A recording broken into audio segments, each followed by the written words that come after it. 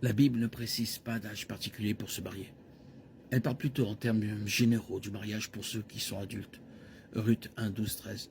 La langue et la culture de la Bible soutiennent fortement l'idée que la puberté est une condition pour un mariage légitime. Ézéchiel 16 contient une métaphore de la relation de Dieu avec Israël.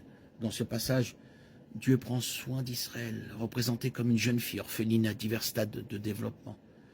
Le Seigneur voit d'abord sa naissance, puis il la regarde grandir. Tu as grandi, tu es entré dans la puberté.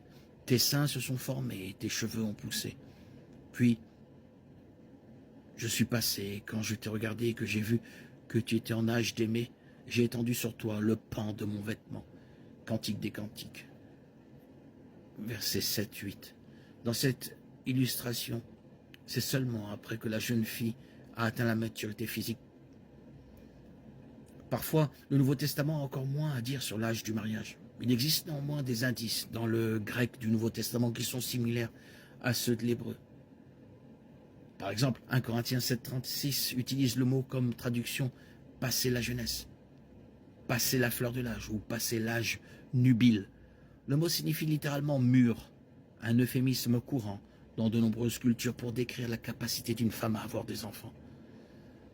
L'inclusion de ce mot par Paul indique clairement que l'âge nubile se situe quelque temps après la puberté lorsqu'une femme est adulte. Mais l'Écriture ne fixe nulle part un âge nubile définitif.